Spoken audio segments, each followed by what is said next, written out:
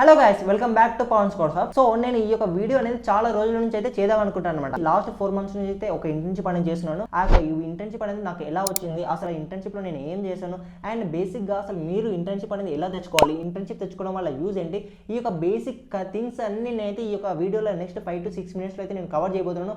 So మీరు ఒకవేళ beginner అయితే మీకు ఈ వీడియో అనేది చాలా అంటే చాలా హెల్ప్ఫుల్ అవుతుంది. సో ఇంకా మీరు లేట్ చేయకుండా వీడియోని లైక్ చేసి ఛానల్ని సబ్స్క్రైబ్ చేసుకుంటే మనం ఇంకా నెక్స్ట్ మన వీడియోలోకి అయితే వెళ్ళిపోదాం అనమాట.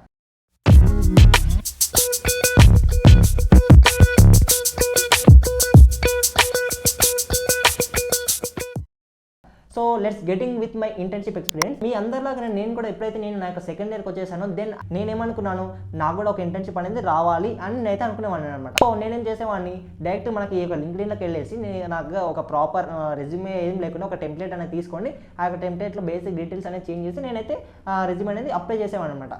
ఈ యొక్క రెజ్యూమే అనేది ఈ విధంగా నేనైతే మీరు నమ్ముతారో లేదో ఒక్క మంత్లోనే more than 50 కంపెనీస్కి అయితే నేను అప్లై చేసాను అనమాట. సో కానీ ఇందులో ఒక్క కంపెనీ కూడా నా యొక్క రెజ్యూమే అనేది షార్ట్ లిస్ట్ అవ్వలేదు. అసలు నాకు ఇంకా ఏం చేయాలో అర్థం కాలేదనమాట. అదే టైంలో మా ఫ్రెండ్స్ అందరూ వచ్చేసి, అరే మనకు ఒక 2000 రూపీస్ కడితే వాళ్ళే ఇంటర్న్షిప్ అనేది ఇచ్చి అండ్ సర్టిఫికేట్ అనేది ఏంటి ప్రొవైడ్ చేస్తారు అని చెప్పారనమాట. అసలు నాకు అర్థం కాలేదు, అసలు వాళ్ళే ఇంటర్న్షిప్ ఇచ్చి వాళ్ళే కోర్స్ నేర్పిస్తారంట, అసలు ఏంటంటే ఓకే ఇదైతే బాగుంది అని అయితే నేను ఎప్పుడైతే 2-1 ఉన్నానో ఇది జరిగిందనమాట. సో 2-1 తెలియదు కాబట్టి నేనైతే జాయిన్ అయ్యాను అనమాట. సో జాయిన్ అయిన తర్వాత నాకు తెలిసింది ఏంటంటే అసలు అది ఇంటర్న్షిప్ అనేది కాదనమాట. ఇంటర్న్షిప్ అంటే బేసిక్గా నువ్వు ఫ్రీగానే వర్క్ చేయాలి, లేకపోతే నువ్వు వర్క్ చేస్తున్నందుకు ఆ యొక్క కంపెనీ నీకు రిటర్న్లో ఎంతో కొంత అమౌంట్ అనేది స్టైఫండ్ లాగా ప్రొవైడ్ చేయాలన్నమాట. So that's the thing where internship deals అనమాట. అయితే ఫస్ట్ నేను చేసిన ఇంటర్న్షిప్ ఏంది, నేను రివర్స్గా పే చేసి నేనైతే ఒక ఇంటర్న్షిప్ అనేది వచ్చిందనమాట. సో నేను అసలు ఎప్పుడైతే ఇది ఇంటర్న్షిప్ అనేది కాదు అని నేనైతే తెలుసుకున్నానో దెన్ నేను అప్పుడు అసలు ఇంటర్న్షిప్కి అసలు ఎటువంటి స్కిల్స్ అనేవి ఉండాలో నేను తెలుసుకున్నాను అనమాట.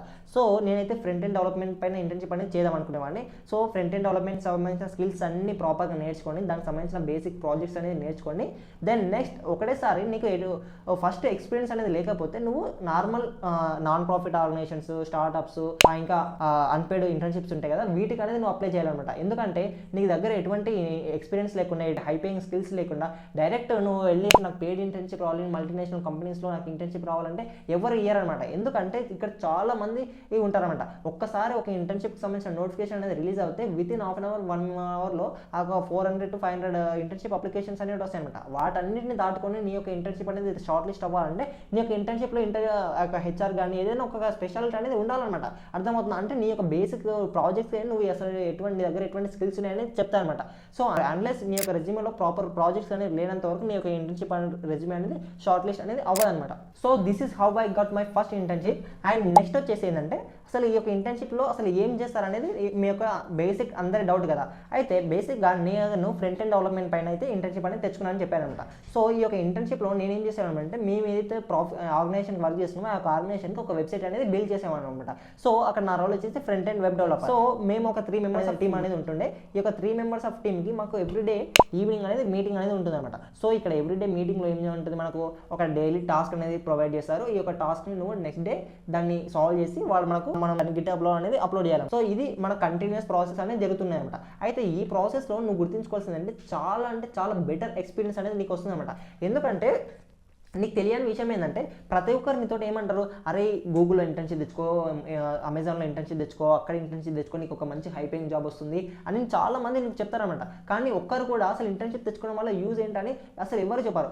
ఇంటర్న్షిప్ తెచ్చుకోవడం వల్ల బేసిక్ యూజ్ ఏంటంటే నేను చెప్తాను చూడండి, ఈ యొక్క మనీ, స్టైఫండ్ ఇదంతా పక్కకు పెట్టేస్తే ఈ యొక్క ఇంటర్న్షిప్ నుంచి ఏదైతే ఎక్స్పీరియన్స్ నీకు వస్తుంది కదా, this is something more than that stipend అనమాట. ఎందుకంటే నువ్వు ఇక్కడ ఒక రియల్ వరల్డ్ ప్రాజెక్ట్స్ పైన నువ్వు వర్క్ చేస్తావు అనమాట. అండ్ డ్యూరింగ్ దిస్ ప్రాసెస్ నీ యొక్క కమ్యూనికేషన్ స్కిల్స్ కానీ, నీ యొక్క టీమ్ వర్క్ కానీ, నీ యొక్క టైం మేనేజ్మెంట్ కానీ, ఇలాంటి సాఫ్ట్ స్కిల్స్ అన్నీ నువ్వు నేర్చుకుంటావు. అండ్ ఒకవేళ నువ్వు ఆ యొక్క ఫీల్డ్లో ఒక రియల్ టైమ్ ఎంప్లాయీగా ఫర్దర్గా నువ్వు సర్వైవ్ అవ్వాలంటే నీకు కావాల్సిన అంత స్టఫ్ అనేది నీకు ఈ ఇంటర్న్షిప్లో అనేది వస్తుందన్నమాట.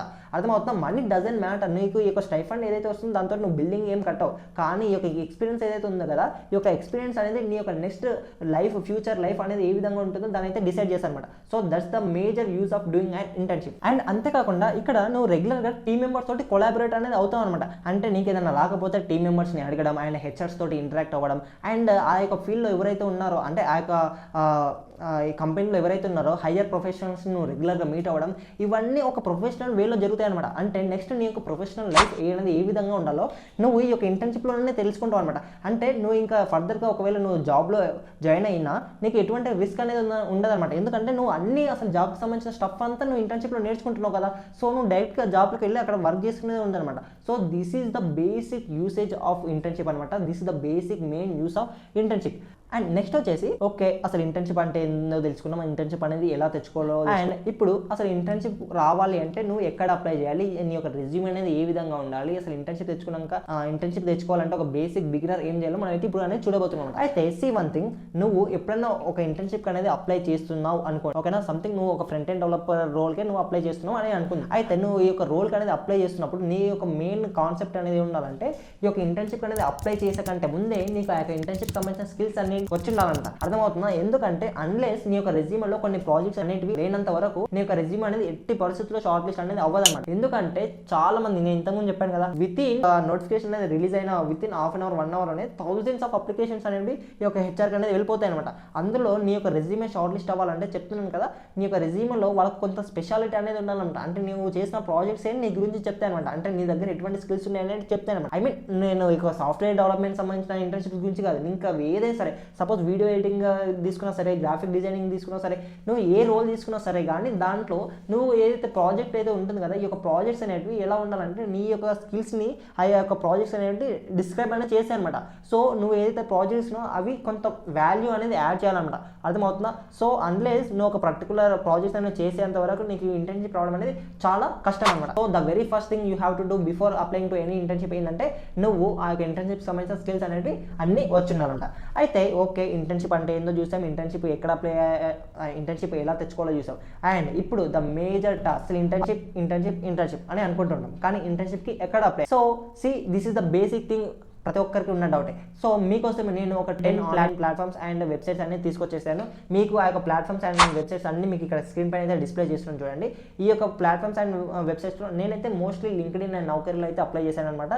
సో మీరు ఈ యొక్క ప్లాట్ఫామ్స్ని వాడచ్చు, అదర్వైజ్ మీరు ఇంకా రిమైనింగ్ ప్లాట్ఫామ్స్ ఉన్నాయి కదా, మీరు వాటిలో కూడా ట్రై అనేది చేయొచ్చు అనమాట. సో మనకు చాలా వరకు అయితే ఇంటర్న్షిప్ వెబ్సైట్స్ అనేవి ఉంటాయి. మీరు అందులోకి వెళ్ళి డైరెక్ట్గా మీరు హెచ్ఆర్కి అయితే మీరు మెయిల్ అనేది పెట్టవచ్చు, లేకపోతే ఇంకా ఎవరైతే ఆ యొక్క కంపెనీలో ఉంటారు కదా, ఈ యొక్క హైయర్ ప్రొఫెషనల్స్ కానీ, లేకపోతే ఎవరైతే ఆ యొక్క, ఇప్పుడు సపోజ్ అమెజాన్ ఉంది, అమెజాన్లో ఆల్రెడీ సాఫ్ట్వేర్ డెవలపర్ SDE ఉంటారు కదా, వాళ్ళకి మీరు డైరెక్ట్గా లింక్డ్ఇన్లో కానీ నౌకరీలో కానీ వాళ్ళతో కనెక్ట్ అయ్యి వాళ్ళతో సో అండ్ సో నాకు ఇలా ఇంటర్న్షిప్ అనేది చేయడానికి ఇంట్రెస్ట్ ఉంది, మీతో కొలాబరేట్ అయ్యి మీరు వాళ్ళకి ఏదో విధంగా టెక్స్ట్ అనేది చేస్తే మీకు 10 మందికి చేస్తే అందులో ఇద్దరన్నా రియాక్ట్ కావడం అయితే జరిగే ఛాన్స్ ఉంటుంది. అండ్ ఆ ఒక్కరిద్దరిలో మీకు ఎవరన్నా ఒకరు మీకు ఛాన్స్ అనేది ఇవ్వడానికి ఛాన్స్ అనేది ఉంటుంది. సో ఇంటర్న్షిప్ అనేది నువ్వు డైరెక్ట్గా అప్లై చేయడం వల్లనే కాదు, నీకు ఎవరైనా రిఫరల్స్ ఉంటాయి కదా, రిఫరల్స్ వల్ల కూడా చాలా ఇంటర్న్షిప్స్ అనేది ఫుల్ అవుతాయి అనమాట. సో ఐ మీన్ నీ యొక్క రిలేటివ్స్లో, సో నీకు ఎన్ని ఇంటర్న్షిప్స్కి అప్లై చేసినా ఇంటర్న్షిప్ అనేది రాలేదనుకోండి, నీ యొక్క రిలేటివ్స్ ఉంటారు కదా, నీ యొక్క రిలేటివ్స్లో ఎవరైనా ఒకరిని అప్రోచ్ అయ్యి, అండ్ ఐ మీన్ ఎవరైతే ఆల్రెడీ ఈ యొక్క సాఫ్ట్వేర్ డెవలప్లో కానీ నువ్వు ఏదైతే అనుకుంటున్నావో ఆ యొక్క ఇంటర్న్షిప్లో ఆ యొక్క కంపెనీలో ఉన్నారో వాళ్ళతోటి నువ్వు కొలాబరేట్ అయ్యి రిఫరల్ లాగా కూడా నువ్వు జాయిన్ అవ్వచ్చు అనమాట. అర్థమవుతా? ఇంటర్న్షిప్ అనేది ఇలా కూడా తెచ్చుకునే వాళ్ళు చాలా మంది అనేది ఉన్నారనమాట.